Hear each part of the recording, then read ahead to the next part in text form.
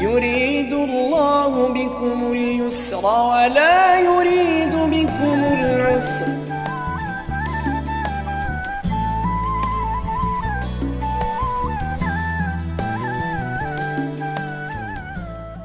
بسم الله الرحمن الرحيم. الحمد لله رب العالمين، والصلاة والسلام على سيدنا وحبيبنا محمد وعلى آله وأصحابه أجمعين. مسلمانانی بەڕێز،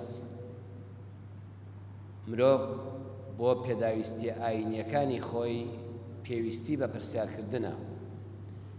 ئەو کەسەی کە وەڵامی پرسیاری خەڵکی دەداتەوە لەبارەی شەریعەتەوە پێی دەوترێ موفتی. بابەتی پرسیارکردن و وەڵامدانەوە لە شەریعەتی ئیسلامدا پێی دەوترێ فتوە، کە بابەتێکی زۆر گرنگە. ئەو کەسەی کە پرسیار دەکا حەقی خۆیەتی پرسیار بکە و وەڵامی شەریعەت وەرگرێتەوە. بەڵام ئەو کەسەی کە وەڵام دەداتەوە زۆر گرنگە لە فتواداندا ئاگادار بێ، چونکە فتوادان بابەتێکی زۆر هەستیارە و مەترسیدارە. هەم هەستیارە هەم مەترسیدارە. ئەگەر عاقڵانە، بابەتیانە، واقعیانە لەگەڵ ئەو پرسیارەدا وەڵام نەدرێتەوە. بەداخەوە ئەمڕۆ لە کوردستاندا، یان بڵێن لە هەموو جیهانی موسڵماناندا، چۆن سیاسیەکان ئاڕاستەی بیرکردنەوەی میلەتیان لە پێشکەوتن و داهێنان و قسەکردن لە مەسەلە چارەنووسسازەکانەوە گۆڕیوە و سەرقاڵبوونی خەڵکی بە شتە زۆر بچووک و بێمانا و داواکاریە بچووکەکانی شەڕی پۆست و پلەوە، بە هەمان شێوە دیندارەکانیش، ئەهلی مزگەوتیش، ئەوانیش موفتیەکانیش مەبەستە سەرەکیەکانی شەریعەتی ئیسلامیان بەلاوە ناوە و یەکڕیزی و برایەتی نێوان موسڵمانانیان لاواز کردووە. ڕەمەزان جاری وایە خەریکە نزیکی کۆتایی دێ و بابەتی سەرفترە دێتە پێشەوە. تەواوی وەکو ئەوەی هیچ کێشەیەک نەبێت لەم جیهانی موسڵمانانەدا و خەڵک لەسەر هیچ پەچی نەکەوت بێ، دایمە مناقەشەی نێوان خەڵکی ئیسلام خواست لەسەرەوە دەست پێ دەکات. ئەرێ زەکاتی فیتر سەرفترە بە گەنم و بە برنج و ئەوانە دەدرێیان بە پارە. ئەو خەڵکە جاری وایە فەقیرە خەریکە سەری لێ دەشێوێت. یەکێ بڵێ پارەم داوەڵم کاکە دروست نییە، ئەبێ قوت بدەیت. یەکێشکە قوتی داوە، گەنمی داوە، برنجی داوە، ئەڵێن نەوەڵڵا کاکە پارەکە باشترە. لە کاتێک ئەمانە شتێکی زۆر لاواکی و بچووکن. تۆ ئەگەر زانیت کەسی بەرامبەر کە هەژارە پێویستی بە خۆراکە، خۆراکتدا نووری عەلا نوور زۆر چاکت کردووە. ئەگەر کەسێ زانی فڵان کەسی هەژار و محتاج، سوپاس بۆ خوا قوتی ژیانی هەیە، برنجی هەیە، ڕۆنی هەیە، ئاردونانی هەیە، بەڵام وا بەرە جێژنانە و پێویستی بە پۆشاکی منداڵەکانێتی. پێداویستەکانی ماڵی زۆرن، کۆمەڵێ منداڵەکانی داواکاریان هەیە کە خۆراک نین. ئالەم کاتەدا ڕەن بێ پارەکە بۆ ئەو سوودمەندتر بێ. پارەکە جێگایەکی بۆ دەگرێ و ئەبوو حەنیفە خۆ بە بەلاش فتوای وای نەداوە، کەواتە بابەتێکی بچووکی وەکو ئەوەی زەکاتی سەرفترە، زەکاتی فیتر بە کوردەواری خۆمانڵەن سەرفترە، بە پارە بدرێ یان بە خۆراک بدرێ، هیچ کێشەیەکی نییە. تۆ بە هەر کامێکیان بیدەی هەر پێکاوتە. مانگی ڕەبیع الئەوەل دێتە پێشەوە، خەڵکێکی موسڵمان لە زیاتی ئەوەی یادێکی خۆش بکاتەوە، ئەو دەڵێن مەولود بیدعەیە، ئەوێن لە وەڵا بیدعە نییە. مناقەشەی موسڵمانان لەسەرەوە گەرم دەبێت لە مزگەوتەکاندا. زستان دەبێ و سەرما دەبێ و باران دەبێ، یەکێڵە جەمع دروستە، یەکێشکەڵە نەوەڵا دروست نییە. کەسێک دەمرێ هێشتا جەنازەکەی لەوێ خلاف لەسەر وێرە فاتیحا بە مردوو دەگایان پێی ناگا، ئەرێ دەستنوێژ دەخێزانت دەشکەیان ناشکێ. فڵان کەس شڕواڵەکەی درێژیان کورتە نوێژ دەدوایەوە دروستەیان نا. ئەم بابەتانە سیر دەکەی موسڵمانانی پێوە سەرقاڵ دەکرێت. شتی زۆر بچووکن، بەڵام مەقاسیدی شەریعەی ئیسلامی کە زۆر لەوە گەورەترە لە پێناوی ئەم شتە بچووکانەدا خەریکە لە ناو دەبرێت. عەقڵ و بیری خەڵکی پێوە سەرقاڵ و ماندوو دەکرێت. تواناکان دەکوژرێن، یەکڕیزی و برایەتی نێوان موسڵمانان تێک دەدرێت. هەمووشی سەرچاوەکەی ئەوەیە کەسانێک کە قسە بۆ خەڵک دەکەن، فتوا دەدەن، دین قورس دەکەن. و ئێمە ئەم ساڵ زنجیرە باسەکەمان ئاسانتر بوو. ئێمە دینێکی ئاسانمان هەیە، زۆر ئاسان، بەڵام بەداخەوە لە خۆمانی قورس دەکەین. یان حەزمان بە قورسکردنە. یەکێ پرسیارێک لە مامۆستایەکی بەڕێز دەکات، یەکسەر دەچێت پرسیار لە دە مامۆستای کەش دەکات. ئەگەر ئەم فتوای ئەم بۆی دەدا تۆزێ ئاسان بێ حەزی پێی نییە سەیری قورسەکەشی پێ جێبەجێ ناکرێت ڕەنبێ قسەی هەردووشیان ڕاست بێ بەڵام ئەمیان ئینسافانەتر و فتوای بۆ داوە ویستێتی دینەکەی لێ قورس نەکا کەچی دڵی بڕوا نادا لە چەند کەسی کەشم پرسیوە ئەگە بڕوات بە فڵان کەس لێ پرسیاری لێ مەکە کاتی بە فیڕۆ مەدە کاتی خۆشت مەگرە ئەگە بڕوات پێیەتی بە قسەی بکە پێویست ناکە جارێشکە بچی لە شوێنێکی کەشەوە پرسیار بکەیت فتوادان إمام ابن القيم رحمة الله عليه لكتاب بنا وبانغ كيدا إعلام الموقعين عن رب العالمين لمجلد يقلا قريب استحوت هذا فرمي أجر كسك إمزا بناوي السروكي ولاته وبكا إمزاي تزوير بكا سزاكي تشيا حل جري درناتي أجر كسك إمزا بناوي السروكي ولاته وسركديك وبكا سزاكي قرص به دي فتوادان بناوي شريعة الإسلام وإمزا كردنا بناوي خواوة ئەبێت چەند بەرپرسیایەتێکی قورس بێ ئەگەر پێکابێتت پاداشتەکەت گەورەیە چونکە ئیمامی شاطبی لە کتێبی موافقەتە لە بەرگی 4 لاپەڕی 200 دەفەرمێ موفتی فتوادەر بۆ خەڵک جێنشین و میراتگری پێغەمبەری خوا صلی الله عليه وسلم ئەگەر پێکابێتی ئەجری زۆرە بەڵام نابێ ئینسان فتوا بدا لە شتێکە کە دڵنیا نییە هەر شتێک لە کتێبە بە سەرچاوەی صحیح نەتخوێن بێتەوە نابێ قسە لە گیرفانی خۆت دەریبێنی واگە گوێ لە کەسێک بوو فتوایەکی لەسەر شتێکدا بوو یەکسەمەڵە وەڵاوانیە چونکە لەوە دەچێت تۆ ئەو کتێبە نەدی بێ لەوە ئەو عیلمە بە تۆ نەبێ یەکسە بڕیار لەسەر قسەی خەڵکیش مەدا ئێ من بە پێغەمبەری خوا صلی الله عليه وسلم ئەگەر قورئان بخوێنێەوە بەڕێزان ئەو سەروەر و سالارە هەزاران درود و سڵاوی خوای لەسەر بێ چەند پرسیاری لێ کراوە وەڵامی نەداوەتەوە عەرەق و قومار ئەگەر موسڵمانیش نەبی چێ هەیە بڵێ عەرەق و قومار باشە هەموو کەس دەزانێت مادەی سەرخۆشکەر و قومارکردن ماڵوێرانکەرە کەچی کاتە پرسیار لە پێغەمبەر دەکرێت صلی الله علیه وسلم لەبارەی قومار و عەرەق و مادە سەرخۆشکەرەکانەوە بێدەنگ دەبێت هیچ ناڵێ دیان دەپرسی يسألونك عن الشهر الحرام يسألونك عن المحيض همو عقلك وفطرتك السليم دزاني آفرت كلا عادي شرعي بينوجي دابو پیاو دەبێت خۆی لێ پارێزە لە دامێنەوە جوود بێ لەگەڵیدا کەچی کە پێغەمبەر صلی الله علیه وسلم پرسیاری لێ دەکرێت يسألونك عن المحيض بێدەنگ دەبێت هیچ ناڵێ حتى خوا دەفەرمێ قل هو ئاذى حتى خوا وڵام دەداتەوە بڵێەوە ئازارێکە و پیسیەکە خۆتانی لێ پارێزن لەو کاتەدا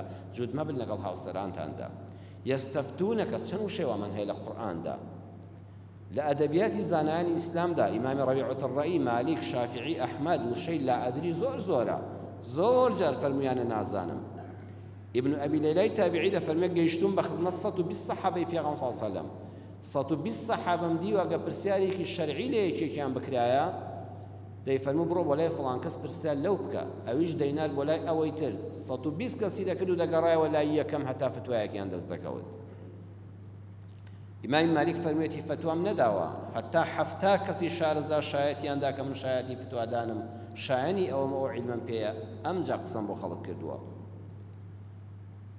زانای بەناوبانگی ئیسلام ڕەبیعەت الرەئی کە مامۆستای ئیمامی مالیک بووە دەفەرمێ هەندێک لەوانەی لەم ڕۆدا فتوا بۆ خەڵک دەدەن لە دزەکان زیاتر شایەنی سجنکردنن ئەگە حاکمی وەخت حکمی دادپەروەری هەبێ لە دزەکان دستر و خراپتر ئەوانن کە فتوای ناڕەوا بۆ خەڵک دەدەن دین لە خەڵک قورس دەکەن سەر لە خەڵک دەشێوێنن حەقای حکومەت بیانگرێ ئەوانەی کە دینێکی ئاسان و پوخت و خاوێن لەو خەڵکەدا ماوە قورس دەکەن و هەر ڕۆژە بە بابەتێکەوە مەشغوڵی دەکەن ئەوانە شایەنترن لە دزەکان کە دەستیان بەسەرا بگیرێ و دەمیان ببەسترێ و لە زیندان قایم بکرێن مەرجەکانی فتوادان چین شارەزایی و بە ئاگایی کەسی فتوادار لە یاسا و ڕێساکانی زمانی عەرەبی دوو شارەزاو بوون لە یاسا و بنەماکانی ئوسوڵی فقه بەڕێزان زۆر کەس هەیە قورئانی تەواو لەبەرە وەکو حیفز هەموو قورئانی لەبەرە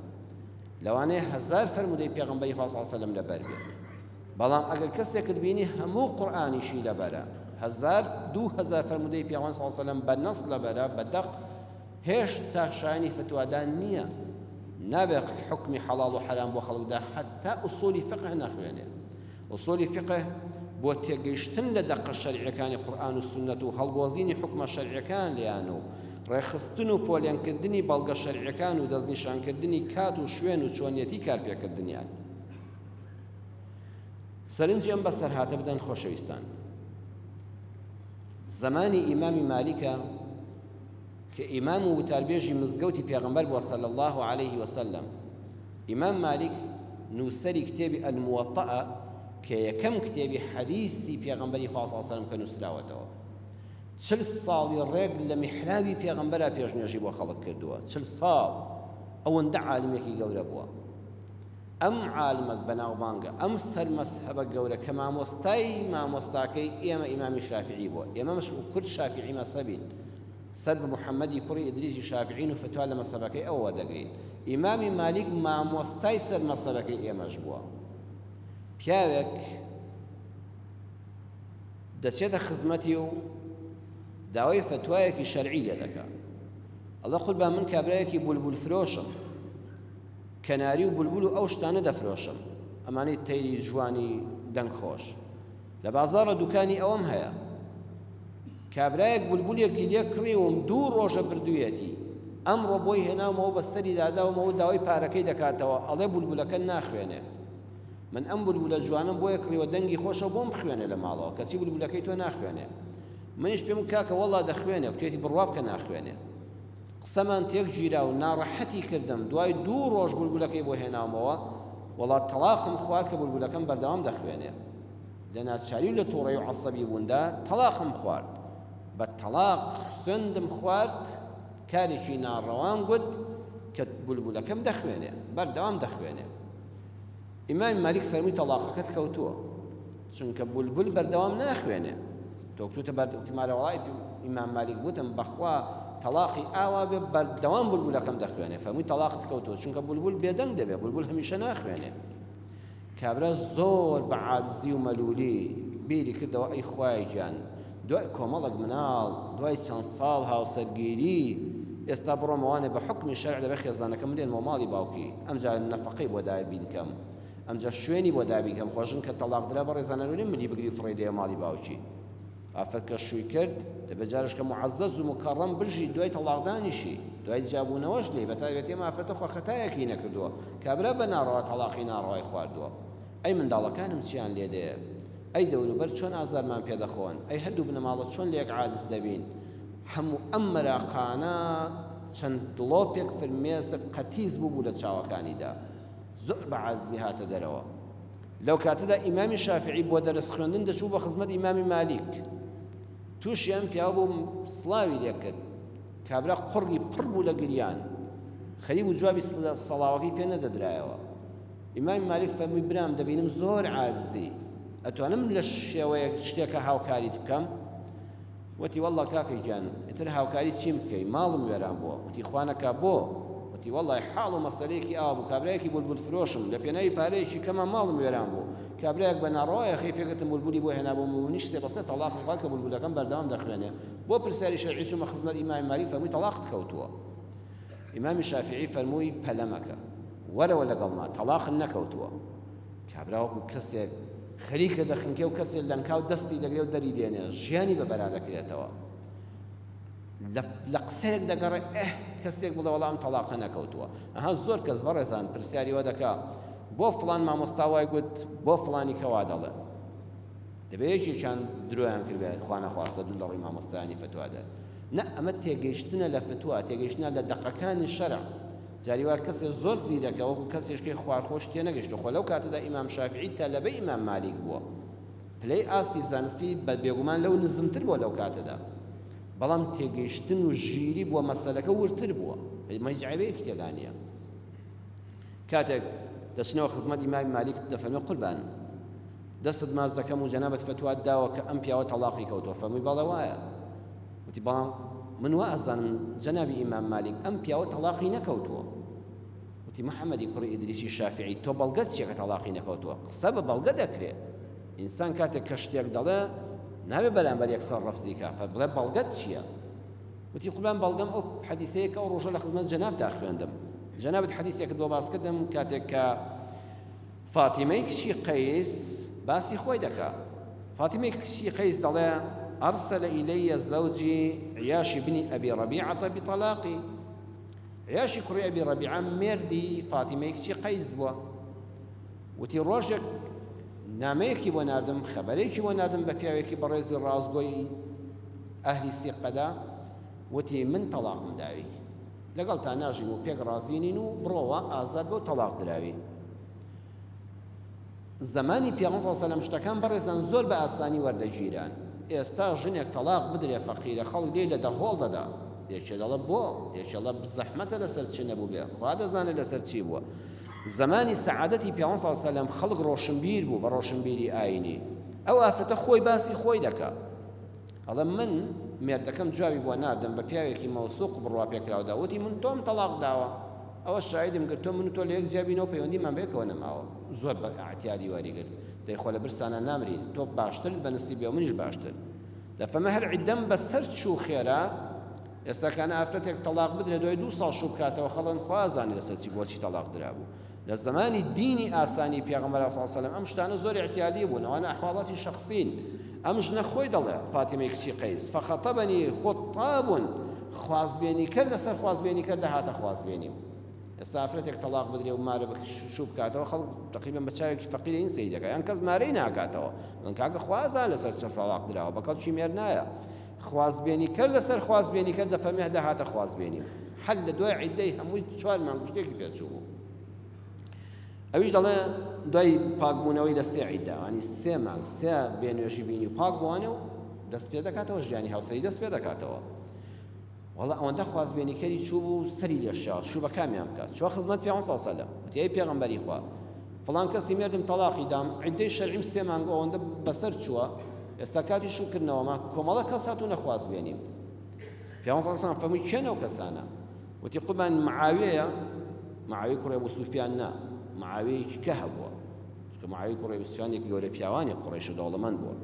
ئەبوو جەهم ئوسامەی کوڕی زەید فەرمووی ئێستا پێت دەڵێم ئەمانە چۆنن. پێغەمبەر صلی الله علیه و سلم یەک بە یەکی ئەهلی مەدینە دەناسێ، فەرمووی معاویە صعلوک لا مال له، وەڵا ئیشوو بە معاویە مەکە، پیاوێکی بێ ماڵ و حاڵ و گیرفان خاڵی، برەو خەڵک خێری پێ دەکات، خۆی پێ بەخێو ناکرێت، جا تۆی کوا پێ بەخێو دەکرێت، ژیانت بەدبەخت دەبێت. وە صعلوکە بێ ماڵ و بێ کەسابەت و تەمبەڵ و تەوەزەل لێی کەوتووە.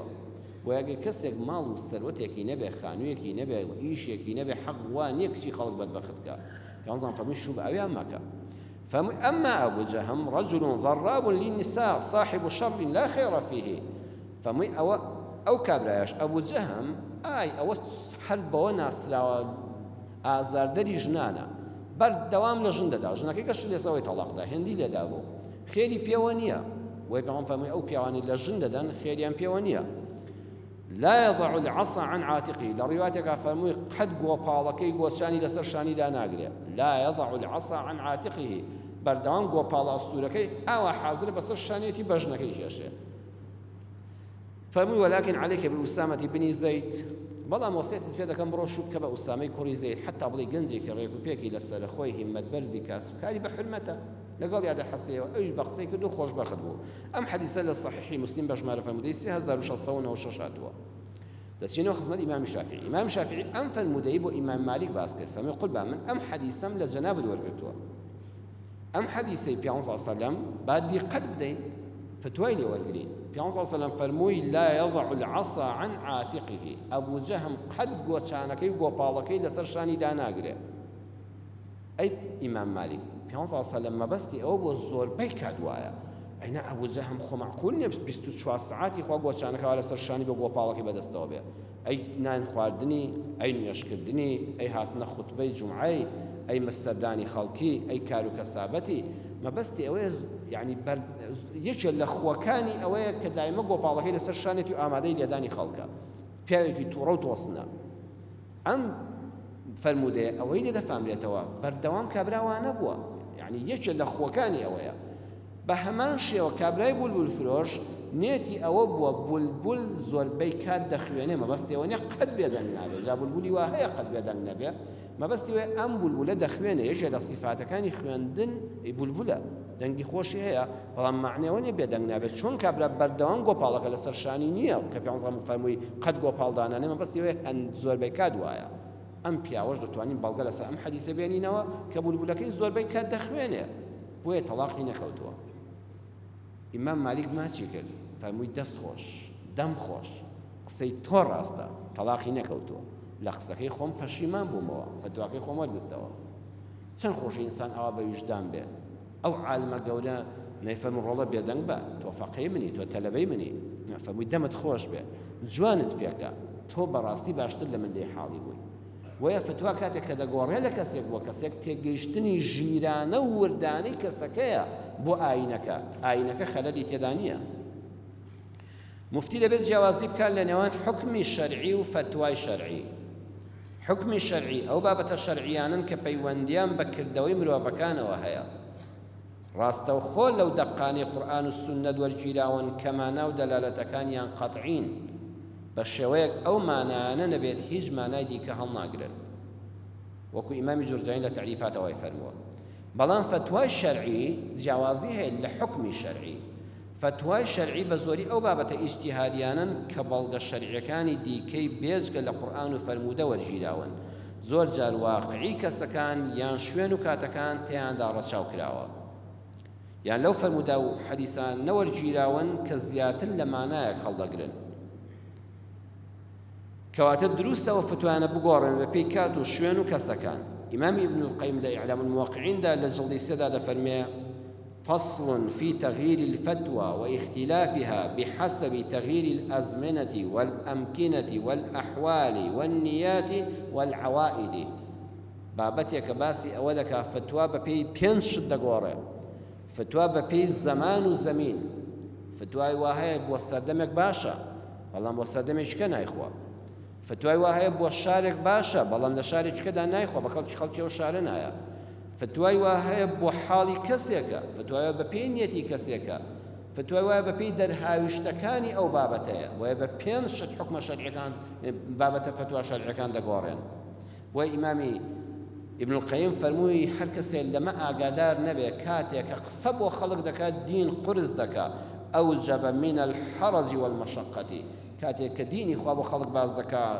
ناڕەحەتیان دەکات ئەزیەتیان دەدا دینیان لەسەر قرس دەکات و ئەزانێ ئەم دەقارڕێک بۆ هەموو عالەمە بۆ هەموو زەمانێکە بۆ هەموو زەمینێکە نمونە بێنینەوە ئیمامی ئەحمەد بۆمان باز دەکات لە موسنەدا دەفەرمێ عەمری کوڕی عاس ڕیوایەتی کردووە گەنجێک دێتە خزمەت پێغەمبەری خوا صلی الله عليه وسلم ڕەمەزانە لێی دەپرسێ خۆشەویستی خوا من هاوسەرم هەیە خێزانم هەیە دەتوانم لە کاتێکا لە ڕەمەزانە لە ڕۆژە بەڕۆژوم کاتێک کە بەڕۆژوم بچم خێزانم ماچکەم پیامبەر صلی الله علیه و سلم فەرمووی لا نابۆت نییە هێشتا مەجلیسەکەی پیامبەر صلی الله علیه و سلم بڵاوی لێ نەکرابوو سەحابە لە دەوری دانیشتبوون کابرایەکی بەتەمەن هات پیاوێکی ڕیسپی هات وتی پێغەمبەری خوا صلی الله علیه و سلم ڕەمەزان و بەڕۆژوم خێزانیشم زۆر خۆش دەوێت بۆم هەیە لە کاتی بەڕۆژ و بووندا بچم خێزانی خۆم ماچکەم پیامبەر صلی الله علیه و سلم فەرمووی بەڵێ دەفەرمێ سەیری یەکترمان دەکرد باشە یەک پرسیارە بۆم هەیە خێزانم ماچکەم لە کاتی بەڕۆژ و بووندا پیامبەر صلی الله علیه و سلم فەرمووی بە یەکیان نە بە یەکیان بەڵێ سەروەر صلی الله علیه و سلم فەرمووی قد علمت نظر بعضكم إلى بعض تەماشا دەکەم سەیری یەکتر دەکەن وەکەوەی فتواکەی منتان بەلاوە جێگەی سەرسوڕمان بێ إن الشيخ يملك نفسه فەرمووی سەحابە بەڕێزەکان بۆیە بە پیاوە پیرەکەوتم بەڵێ بۆت هەیە چونکە ئەو بەتەمەنە ئارەزووی جنسی کەم بۆتەوە بەسەر نەفسی خۆیان زاڵە لە ماچەکەەوە ناڕوا بۆ شتەکەی تر بەڵام ئەوەی تر گەنجە تازە هاوسەرگیری کردووە ئارەزوەکانی زاڵن بەسەریدا لە ماچەکەەوەی تریژ ڕوو دەدا حکمی شەرعی دەکەوێتە سەر و ڕۆژەکەشیان بەتاڵ دەبێتەوە بۆیە ئەم فتوایە کە یەک پرسیارە بۆ پیرەکە نەوعێکە وەڵامەکەی بۆ گەنجەکە نەوعێکە وەیە ئیمامی بوخاری لە صەحیحا دەفەرمێ کاتێ پێغەمبەری خوا صلی الله علیه و سلم لەبارەی گۆشتی جەژنی قوربانەوە فەرمووی ئەم ساڵ هەر کەسێک قوربانی سەربڕی نابێت لە 3 ڕۆژ زیاتر گۆشتی قوربانی لە ماڵەکەیدا بمێنێتەوە دەبێت خواربێت و تەواوی کرد بێت سەحابە هەموو بە قسەیان کرد ساڵی داهاتنەوە هاتنەوەتیانەی پێغەمبەری خوا صلی الله علیه و سلم ئەم ساڵیش قوربانیمان سەربڕیوە لە 3 ڕۆژ زیاتر لە ماڵماندا نامێنێتەوە هەر بەشی 3 ڕۆژ پاشەکەوت دەکەین پێغەمبەر صلی الله علیه و سلم فەرمووی ئەم ساڵ وامەکەن ئەم ساڵ لێی بخۆن کولوا وەدەخروا وەتەصەدەقوا لێی بخۆن لێی هەڵگرن حەز دەکەن بەشی 5 مانگی لێ هەڵگرن ئەو کاتە وشکیان دەکردەوە گۆشتەکان خوێ پێوە دەکرد و لەسەر بەردێکی گەرم دایان دەناو بەر تیشکی خۆر گۆشتی وشکەی لێ دروست دەبوو لە جیاتی مجەمیلە وشتی ئێستا فەرمووی لێ هەڵگرن وتیان ئەی پێغەمبەری خوا ئەی تۆ بۆ پاروات فەرموو فەرمووی پار گرانی بوو خەڵک محتاج بوو بۆیە ویستم زۆرترینی ببەخشن و کەمترینی هەڵگرن ئەمسا خەڵک بوژاوەتەوە وشکە ساڵیمان لەسەر نەماوە مەڕووماڵات زۆر بۆ خەڵک تێرە پێویستەکە کۆتایی پێهاتۆ ئەمساڵ بە ئارەزووی خۆدان لە گۆشتی قوربانی هەڵگرن چاوەلیە هەمان حکمی شەرعیە بە پێی کاتەکە پێغەمبەر صلی الله علیه و فتواکانی گۆڕی و ئیمامی عومەر کاتێک کە بە پێی نەسی شەریعەت کەسێ دزی بکە دەبێت دەستی ببڕدرێ قورئان وا دەفەرمێ ئیمامی عومەر لە سەردەمی خۆیدا ئەو حکمە شەرعی ڕاگرت فەرمووی ئێمەی حکومەت نەمانتوانیوە خەڵکی تێرکەین لەبەرەوەی کە گرانی هەیە نەشمانتوانیوە دەمی هەموو خەڵکی تێرکەین و جیفانیان گەرمکەین ئەگەر خەڵک دزی کرد سجنی دەکەین دەستی نابڕین دەستی کەسی نەبڕی لە ساڵی گرانیدا ئیمامی عومەر ئەو حکمەی ڕاگرت فەرمووی ئەم حکمە شەرعی ڕادەگەین چونکە ئەو فتوایە کە قورئان فەرموویەتی ئەو حکمە حەقە و ڕەوایە و دەمێنێتەوە تا قیامەت بەڵام کاتێک کە ئێمە نەمانتوانێت وەکو حکومەت دەمی خەڵکی تێرکەین ئەبێ وازیشی لێبین و دەستیشی نەبڕین وەیە فتوادان بەڕێزان بابەتێکە گرنگە لە چێ دەپرسی و چێ دینی خوا بە ئاسان وەردەگرێ و هەموو کەسیش ئەو مافە بە خۆی نەدا کە فتوا بۆ خەڵک بدا کۆتایی قسەکانم بەم بابەتە خۆشەی سەردەمی ئیمام ئەبوو حەنیفە دێنم ئیمام ئەبوو حەنیفە ڕەحمەتی خوای لێبێ لە مەجلیسی خۆیدا دادەنیشت ڕۆژانە دەرسی هەبوو ئیمامی ئەبوو حەنیفە بازرگانێکی زۆر دەوڵەمەند بووە یعنی یەکێک بوو لەو عولەمایانەی قەت زەکات و سەرفترە و خێری لە کەس وەر نەگرتووە بە پێچەوانەوە خۆی بازرگانێکی بەناوبانگ بووە ئەو عالمە گەورەش بووە لە مەجلیسی پرسیارەکانیدا خەڵکی هەڵدەسەنگان خەڵک پرسیاری دەکرێت فەرمووی چه پرسیاری هەیە دوای دەرسەکە بە پێی پرسیارەکە دەیزانی فڵان کەس بایی چەندە چەند عیلمی پێیە بۆیە ڕۆژی چەند کاتێک کە قاچی زۆر دێشا تقریبا چوو بۆ تەمەنەوە ئەژنۆکانی دێشا قاچی ڕاشێشا بوو لە کاتی دەرسە کابرایەک هات زۆر بە هەیئەت و جوان و مێزەر و کڵاوی ڕێک و پێک و قات و جلی سپۆرت و بۆن خۆش ڕیشی عەتر لێدرا و چەورکرا و ڕەشکرا و ئیمام مالیک ئەو پیاوەی بینی کتێمە دیارە زانای چ وڵاتێکە بە سەردان هاتووە بۆ مەجلیسی من یان بۆ تاقیکردنەوەی من خێرا فەقیرە قاچی خۆ کردەوە چووە سەر ئەژنۆ زۆر بە حورمەتەوە دانیشت ئینسان پێویستە کاتێک کە زانایەک دەبینی ڕێزی تایبەتی لێ بگرێ فەرمووی ئەمانە خەڵکی خۆمن هەموو تەلەبە و دەوروبەری خۆمن و ئەهلی مزگەوتن بەس ئەو پیاوە دیارە عالمێکە لە شوێنێکی گەورەوە هاتووە خۆی کۆ کردەوە بزۆر بە ئەدەبەوە دانیشت و فەقیرە قاچی زۆر دێشا دوای مەجلیسەکە فەرمووی چێ پرسیاریە ئەو کابراوتی قوربان من پرسیارێکم هەیە فەرموو جەناب جەنابی ئیمام ئەبوو حەنیفە ئەگەر بێت و ڕەمەزان بوو چی بکەین فەرمووی لە ڕەمەزانە گەورەترین عیبادەت بە ڕۆژ و بوونەکە فەرزە وتی ئەی لە کاتی حەجە وتی فەرمووی حەج بکەین وتی ئەی قوربان ئەگەر لە ڕەمەزان و حەج بەیەکەوە کۆبوونەوە لە ڕەمەزاندا وەختی حەج بوو حەج بکەینیان بە ڕۆژوو بین ئیمام مالیک ئەبوو حەنیفە فەرمووی ئای حەسامە با قاچی بۆ درێژ کەم جارێ من ئەم زانی ئەمە زۆر زانایە ئەمە هەر هیچ لە کەللەیدا نییە کەی وەختی حەج لە ڕەمەزانایە هەبەت چەند مانگیان بینە حەج لە زیلحیجەدایە و ڕۆژی عەرەفەیە و ڕەمەزان لە ڕەمەزانایە فەرمووی ئێستا وەختی ئەوەی جارێ با قاسمی بۆ درێژ کەم ئەمە بەس جلوبەرگە من بە جلوبەرگەکەت خەڵەتام عەقڵی بۆشە فەرمووی هەر لێی گەڕێ و دوانە قەت بەیەکەوە کۆ نابنەوە ئەرێ لە ڕەمەزان ئەگە حەج بوو حەج بکەم یان بە ڕۆژوو بم فەرمووی ئەوانە نابن بۆیە مناڵێک پرسیاری دەکرد ئاوەک ئەو مناڵەشی کەڵە جوانانە تەمەنی 11 بۆ 12 ساڵ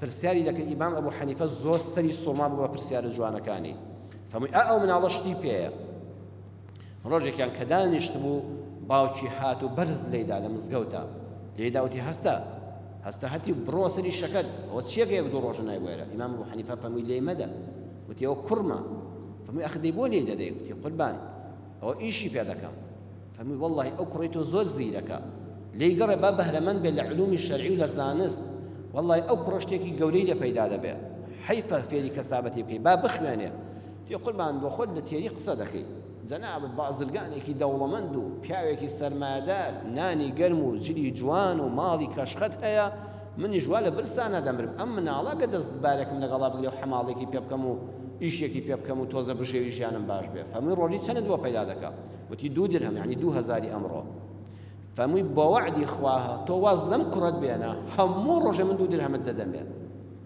سبحان الله چەند پیاوێکی بەویژدان چەند زانایەکی گەورە فەرمووی هەموو ڕۆژە پارەکە لە من وەرگرە ئێوارە کام کوڕە گەڕایەوە ماڵەوە ڕۆژی 2 درهمەکەی پێ نەبوو گلەیی لە من بکە وتی جا وەڵڵا خوایەکە هیچت پێ نەدەکەم من حەقم چێ بەسەرەوە گرێ من پارەی ڕۆژانەکەم دەستکەوێ فەرمووی هەموو ڕۆژێ 2 درهمی خۆت وەرگرە هەموو ئێوارەیەک ئیمام ئەبوو حەنیفە 2 درهمی دەخستە دەستی کوڕەکەی فەرمووی ڕۆڵە بیدە بە باوکت خۆشی جلوبەرگی بۆ دەکرد خواردنیەدایە ئەبوو حەنیفە زۆر زیرەک بوو. ئیمام شافعی ئیمام ئەبوو حەنیفە فەرمووی ئەم کوڕەکە ئەبوو یوسفی ناوە واللهی ڕۆژێک لەگەڵ پاشاکاندا نان دەخوا. سبحان الله قسەکەی هاتەجە ڕۆژێک ئیمام ئەبوو یوسف کە قاضی القضات بوو لەگەڵ خەلیفەی وەختا لە مەجلیسا بەیەکەوە دانیشتن. فەرمووی ئەم مناڵە سیمای جوانی دیارە زیرەکی بێوێنەیە بۆیە کە بوو بە گەنج و چەند ساڵ دەرسی خوێند نەخۆش بوو. ئیمام ئەبوو حەنیفە چوو بۆ لای لە نەخۆشەکە زۆر خەفەتی خوارد. فەرمووی چەند ساڵ ڕەنجم لەگەڵ ئەم گەنجەدا، چەند عیلمم پێگوت، چەند پارەم لێ سەرف کرد، حەیف مردن پێدەی پێچێتەوە کە دەستی لەسەریدا زۆر گەرم بوو، تایەکی زۆر بەرزیە بوو، زۆر نەخۆشەیە قورس بوو. فەرمووی بەخوا حەیف مردن لە یەکیدا بڕین، زۆر ئومێدی خێرم بەم گەنجە بوو، بەم عالمە. واللهی ئەگەر بمایە و مردن نەیکوژ ئەمەی لە دەرەوە بوو، دیارە لای خۆی نا، لای کە سوکاری دکاتە دەرەوە، زۆر بۆی بەپەرۆش بوو، بۆی گریا. فەرمووی لای خۆی فەرمووی ئینشەڵڵا چاک دەبی، ئاسانە چەند ڕۆژەکە دیتەوە بۆ دەرس، بەڵام لە دەرەوە فەرمووی خەمی لێ بخۆن، حەکیمی باشی بۆ باڵن کە چیتان دەوێت من بۆتان ئامادە دەکەم لە پارە و پۆڵ. واللهی ئەمە نەخۆشی مردنە، ئەم گەنجە مردن لە دم و چاویا دیارە. خوا ڕەحمی پێ بکات، دوعای خێری بۆ بکەن. واللهی ئومێدم هەبوو ئەو حەل لە شوێنی منە دانیشتا و دەرسی بوو تا فتوای بۆ خەڵک بدایە. والله خوای گەورە شیفای نرد و دوعاکانی مسلمانان بۆی گیرا بوو. دوعای مامۆستاکەی ئەبوو یوسف چاک بووەوە، چاک بۆوانێ و وتیان کاکە بۆ دەچی بۆ دەرس، وتی چیەکە؟ وتی ئەچم بۆ دەرس. کوڕەکەیان ئیمام ئەبوو حەنیفە فەرموویەتی والله ئێستا و شایەنە لە شوێنی من فتوا بدە و دەرس بڵێتەوە. دڵی ئینسانە خۆی لێ گۆڕا، وەڵا چوو لە گۆشەیەکی مزگەوتا خەڵکی لەخۆی کۆکردەوە هیچ دەرسی لێ بکەوە. ئیمام ئەبوو حەنیفە فەرمووی ئەو زانایە کێ ئێستا پەیدا بووە لە مزگەوتا دەرس دەڵێتەوە؟ وتیان وەڵا ئەوە زانا نییە، ئەوە ئەبوو یوسفی فەقیه خۆتە. فەرمووی ئاوای لێ هات؟ وتیان ئەرە وەڵا ئەوە ڕۆژە فەرمووی بۆیان گێڕاوەتەوە کە شایەنی مامۆستایەتی فتوادانە، هیچ خۆی لێوەتە مامۆستا. فەرمووی ناهێشتا ماوێتی، بەڵام ئێستا تەنبیه یەکەم بە یەک قسە دەیهێنمەوە. بە گەنجێکی فەرمووی بڕۆ پرسیار لەو کابرایە بکە کە خۆی دەبۆتە عالم و زانا. وتی پرسیارەکە چییە؟ فەرمووی لێ بپرسە کابرایەک شەڕواڵێکی هەیە، جبەیەکی هەیە، جزداشەیەکی هەیە، بردوێتی بۆ لای خەیاتێک درێژ بۆ بۆی کورت کاتەوە بهێنێتە حەزمی ئاسایی خۆی. کەچی کابرای خەیات تەماحی تێکردۆ پێی جوان بووە، شاردوویەتەوە. وتوێتی بەیانی وەرەوە کە چۆتە وتیتی وەڵا کاکە نەتێناوە بۆ لای من، بزانە بۆ لای چ خەیاتێک و بەرێک دووریاکت بردو با بە دوێنێ هێنام بۆ لای تۆ.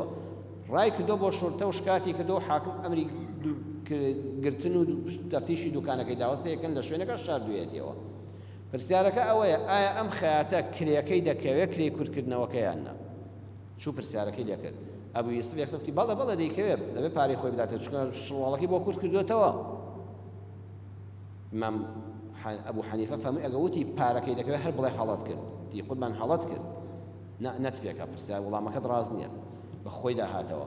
وتی ئادەی پرسیارەکە دووبارەکەوە، یعنی مەبەستەوە بوو دزیوێتی و شاردوویەتی و پۆلیس ئاشەیەکرد، وتی بەڵێ، وتی دە پارەکەی ناکەوێت، کەواتە نیەتی خراپیە بووە.